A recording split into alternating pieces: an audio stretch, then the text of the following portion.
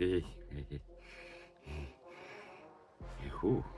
Can you imagine being the richest owner in baseball and utilizing that money to put a star-studded team together? We are talking about the New York Mets, the last place Mets. Meet the Mets, meet the Mets.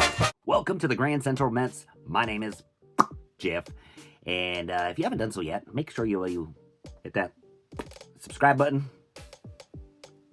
like button, and the bell notification, because here on this newest channel on YouTube, you don't want to miss out what we got going on for this season and more seasons to come. Player analytics, rumors, updates, and just general talk of the Mets. Now let's dig into them. So yeah, as we just started out the video, can you imagine having a payroll exceeding $375 million in one season just to sit in last place? I mean, you're in first place if we reverse the standings, so I guess that's a good job there.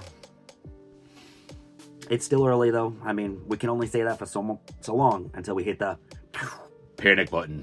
Our sole purpose here today is we're going to talk about Steve Cohen and his spending for the offense of this 2026 season. We broke things down a little bit more in my Francisco Lindor video. The Mets did some retooling this past offseason by letting likes Pete Alonso, Edwin Diaz, Brandon Minimo, and as well as Jeff McNeil hit free agency, or just trading them away. The reason in doing so, which I defined a little bit more inside my Francisco Lindor video, is they needed to restructure the clubhouse. There were some issues, drama last year within the clubhouse, so they wanted a fresh, clean slate. And even with those losses, the Mets retooled a little bit, signed and as well as traded for some phenomenal players. Bichette being one of them with a mega 3-year, $126 million contract. They trade for Luis Robert and signed Jorge Polanco to play first base. Pete Alonso was definitely one of the biggest blows when losing them to the Orioles this past offseason because of his power production. But with the hopes of Jorge Polanco, Bichette, and as well as trading for Luis Robert, they had high hopes that the power production would have been leveled out between all of these players. And let's talk about some individual players that they acquired. Bichette, a mega contract. Well, Bo right now has a negative .7 WAR. His offense is just not there. His slash line currently batting .226, on base .269, slugging is at a .296, and an OPS of a .565. That's horrible. In fact, in 2024, which was considered a down year for him, that's not looking like a down year if he keeps up this production this season. That's going to look like a major blow to the Mets. 2023, a stud named Luis Robert lit up the world like a firestorm for the Chicago White Sox. 38 home runs, 80 RBIs, 20 stolen bases, and then after that, the production went down. But we all had high hopes. With a change of scenery, that power could come back. So far, here we are in 2026.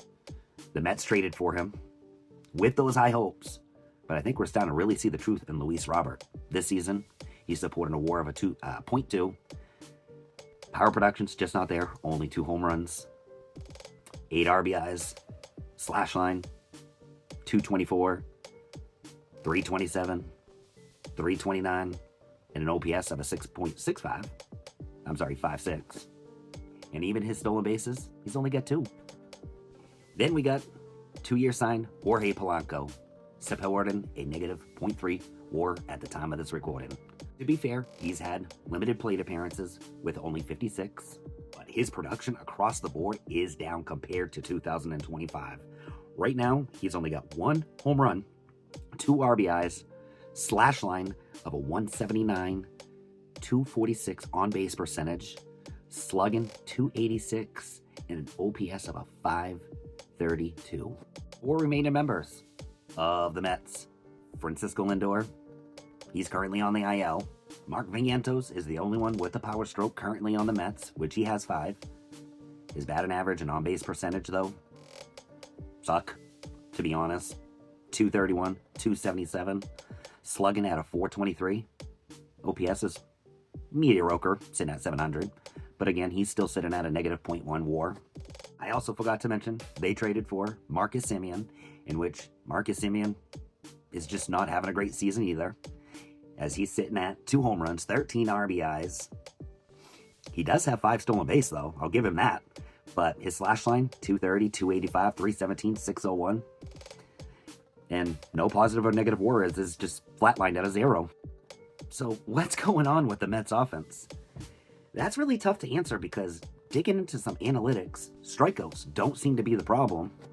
But offensively, they sit at the mere bottom of every offensive category to every single MLB team that is out there.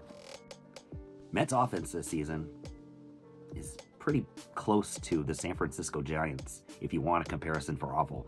Their slash line currently for a batting average is a 224, on base 288, 345, and an OPS of a 633. Those are some horrible numbers. And if we look at the risk numbers, which is runners in scoring position, the Mets in general are holding a 227 batting average. Now, I don't think that's the core of the issue. Strikeouts are definitely not an issue. They got to get runners on base in order for them to score. And one player we haven't really touched upon yet is Juan Soto. We can't really drag him down with this Mets offense as of yet. He was injured the early going of the season. He is back now. And personally, I have no worries about Juan Soto. Once he gets back on track, he will be on track. But the Mets as a team as a whole, now that's another story that they got to get on the same page, the Juan Soto page. The Mets in 2026 have been struggling, especially with our high-profile players. Haven't found consistency on the diamond as of yet. Run production, that has been one of the biggest factors of them losing all these games. The team ranks second to last in the National League in runs per game, which is 3.42 runs per game, and as well as OPS. The team has a high ground ball rate right now of 48.1, which has contributed to a lot of unproductive outs. We've already touched upon runners in scoring position, which runners got to be on in order for them to drive them home. And we could sneak in key injuries to players such as Lindor and Soto's. But as a whole, this Mets team needs to find a way to get hot and get hot quick before they bury themselves even further inside the standings if they want to make the playoffs this upcoming season. The Mets still have time to dig themselves out of this hole. The Astros, they did it back in 2024 after starting out the season 7-18. They finished the season afterwards 88-73 and made the playoffs. But the underlying question is, where is the spark and how is it going to get them motivated? What's dragging them down? Is it the coaching staff? Is it player morale? Some of the things that were creeping up last offseason inside the clubhouse? Whatever it is, coaching staff, the higher-ups, the front office, they got to figure it out and figure it out quick. They have a lot of good players on their ball club. And unfortunately, the records are just not showing for it. Let me know in the comments. Do you see a clear solution to this? Can the Mets reform themselves to be a playoff team? This is Jeff with the Grand Central Mets.